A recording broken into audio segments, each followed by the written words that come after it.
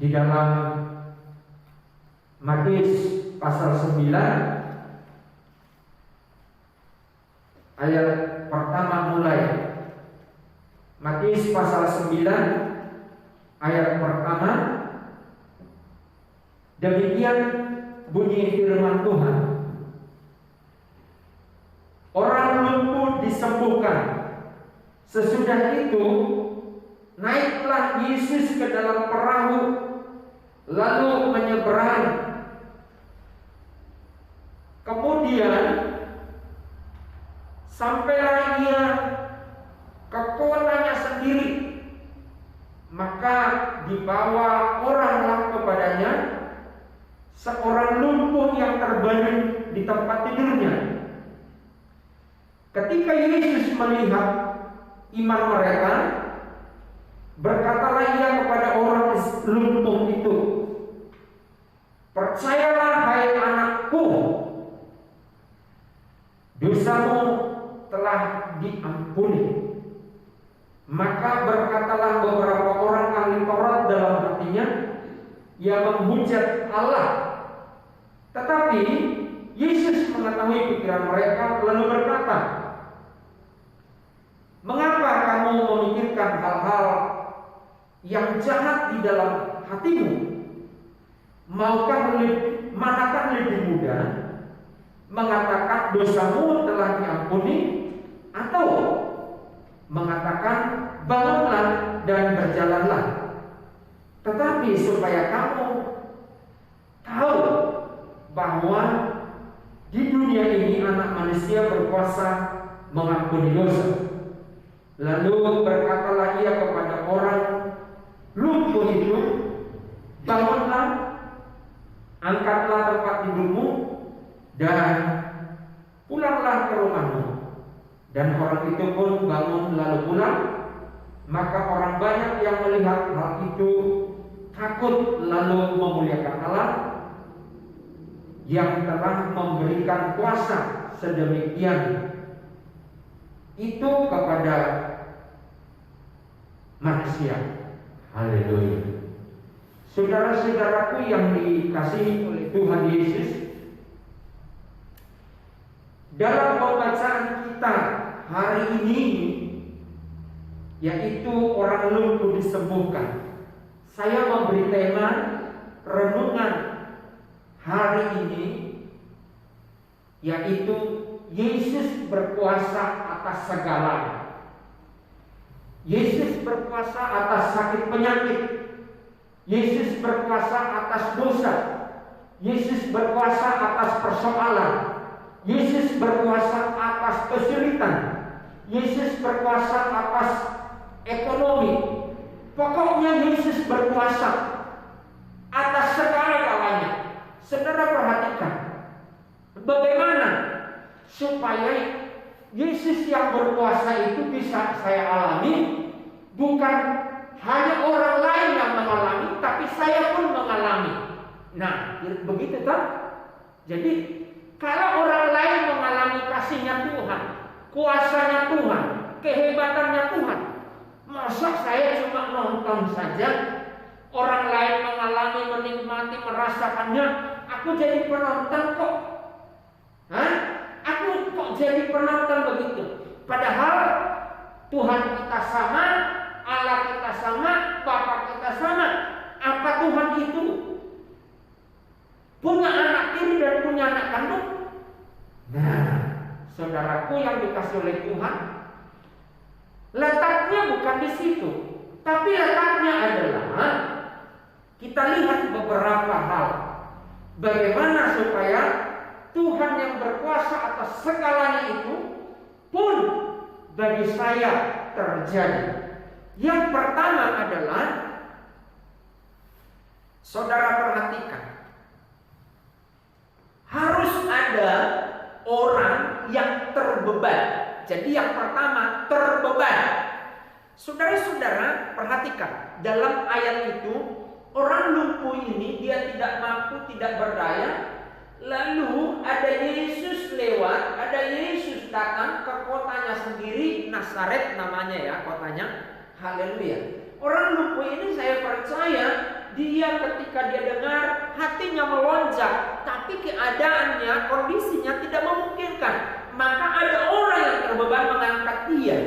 Jadi saudaraku, kalau kita mau mengalami kuasa Tuhan atas segalanya itu, maka kita harus terbeban. Ada satu keterbebanan. Terbeban untuk pekerjaan Tuhan, terbeban untuk lingkungan kita, terbeban untuk teman segereja kita. Pokoknya ada beban. Haleluya. Jadi beban yang dimaksud bukan seperti gambaran dunia dibebani. Beda ya, terbeban dengan dibebani.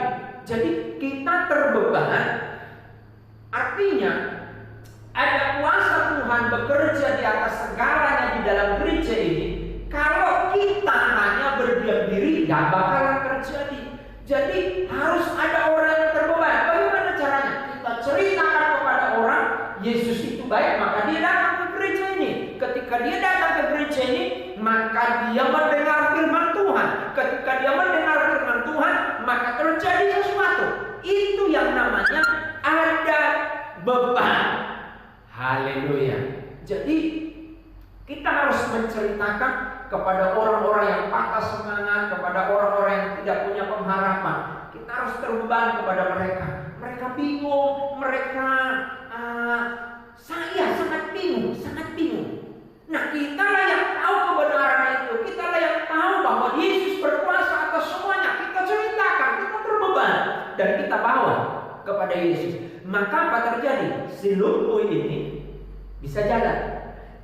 Di Injil sinopsis lain, Injil sinopsis itu artinya Injil yang paralel, Injil yang sama-sama menulis, itu ada empat orang yang menggotong si lumpuh ini. Jadi tilangnya itu ada 4 sudutnya. Mereka kerjasama. Lalu mereka mengangkatnya juga ke hubungan. Haleluya. Kalau kita jelaskan ini ada banyak pengertiannya. Tapi dalam konteks ayat ini ada keterbebanan. Supaya apa? Supaya Yesus yang penuh dengan kuasa itu atas segala yang terjadi kesulitan bisa dialami orang, kita harus terbeban. Haleluya. Satu misal begini. Ibu Maria, kalau dia tidak melihat kita melayani desa ini, karena ada keterbebanan atas desa ini, dia tidak jadi orang percaya. Haleluya. Ya, jadi ada yang dia saksikan, ada yang dia lihat. Jadi harus ada orang yang memberitakan. Itu yang pertama. Ya, yang kedua, perhatikan. Itu tadi di ayat 2. Maka dibawalah kepada Yesus seorang lumpuh yang terbaring. Kemudian kita lihat di dalam ayat selanjutnya. Haleluya. Maka berkatalah beberapa ahli Taurat dalam hatinya, ia menghujat Allah. Ya, sebelum itu kita lihat. Haleluya. Dia katakan begini.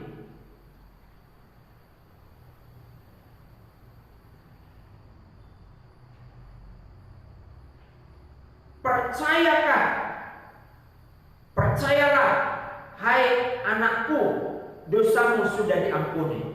Yang kedua, dosa harus diampuni. Yang kedua, dosa harus diampuni. Jadi untuk kita merasakan Tuhan yang berkuasa atas semuanya, ya kita harus mengaku dosa kita.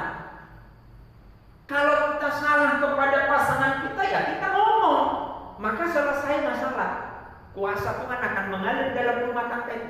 Tapi kalau ngotot-ngototan bahwa kita benar sendiri, enggak, kamu yang salah, enggak, kamu yang salah, ngotot-ngototan, maka di sana tidak akan terjadi kuasa Tuhan yang hebat atas semuanya. Haleluya. Jadi saudaraku yang dikasih oleh Tuhan, harus ada pengakuan akan dosa. Maka terjadilah kuasa Tuhan dalam hidup kita yang mengatasi semuanya. Yang ketiga, Haleluya. Ada tantangan di ayat 3. Maka berkatalah beberapa orang ahli Taurat dalam hatinya, ia menghujat Allah. Haleluya. Jadi ketika kita mau menerima kuasa Tuhan yang mengatasi segalanya itu, haleluya, maka kita harus masuk dalam tantangan. Kalau nggak ada tantangan, nggak bisa. Haleluya. Mengapa harus begitu? Ya memang harus pikul salib. Jadi untuk merasakan kuasa Tuhan mengatasi semuanya, kita harus pikul salib. Ke gereja dingin-dingin malam-malam itu pikul salib. Supaya apa? Supaya kuasa Tuhan yang tidak terbatas itu menolong kita. Kita alami kuasa. Haleluya. Sudah malam-malam, hujan-hujanan, haleluya. Persembahan lagi itu tidak mudah. Ada harga yang harus kita bayar. Ada tantangannya. Saya mau katakan, semakin besar tantangan kita ke gereja, berkatnya semakin besar. Haleluya. Semakin tinggi kelas orang, semakin besar hal yang mau dia capai. Yang keempat, haleluya. Yang terakhir, haleluya. Haleluya. Lalu dikatakan di dalam ayat 6, tetapi supaya kamu tahu bahwa di dalam dunia ini Anak manusia berkuasa mengampuni dosa. Lalu berkatalah ia kepada orang lumpuh itu, bangunlah, angkatlah tempat tidurmu dan pulanglah ke rumahmu. Haleluya. Yang keempat adalah kita percaya Yesus mampu menyelesaikan dosa. Haleluya. Saya mau katakan begini, Yesus mampu menyelesaikan dosa. Yesaya berkata, meskipun dosamu semerah seperti kermisi, dia akan basuh, dia akan putihkan seperti salju. Jadi Yesus berkuasa mengampuni dosa. Kita harus percaya itu. Kenapa saya katakan begini? Ada orang-orang yang sudah bergereja, ketika dia melakukan dosa, katakanlah tidak dosa ya, dalam tanda petik. Dosa itu sebenarnya pengertiannya adalah meleset dari sasaran. Jadi dosa itu bukan hanya kita berzina, kita mencuri, kita membunuh lalu dosa, tapi meleset dari sasaran saja. Kita ngobrol di bawah, tujuannya adalah untuk saling membangun, tapi meleset omongan kita, sudah dosa. Nah, kemudian orang yang berdosa, saya lanjutkan tadi, ketika dia di dalam hatinya tidak yakin bahwa diampuni dosanya dan dia beribadah, rasa tertuju di hatinya, haleluya, dia sudah tidak mengalami kuasa Tuhan. Kita harus percaya dosa apapun Tuhan mengampuni, tapi dengan catatan kita jangan tinggal terus di dosa itu. Kita harus ada upaya keluar dari dosa itu. Supaya apa? Supaya kuasa Tuhan yang tidak terbatas itu bisa, haleluya, mengampuni kita. Tuhan memberkati kita. Haleluya. Tundukkan kepala. Hamba-Mu telah menyampaikan firman-Mu Tuhan. Engkau memberkati kami di dalam nama Tuhan Yesus Kristus. Berkati jemaat-Mu, berkati kami semuanya. Terima kasih buat firman-Mu. Engkau Tuhan Yesus yang berkuasa atas segalanya. Maka biarlah kami bukan hanya mendengar, tapi kami mengalaminya. Janganlah kami hanya menyaksikan orang lain mengalaminya, tapi kami pun biarlah mengalaminya. Terima kasih banyak Tuhan. Segala pujian, hormat dan syukur bagi-Mu dalam nama Tuhan Yesus Kristus. Haleluya. Kita angkat pujian, terima kasih Tuhan.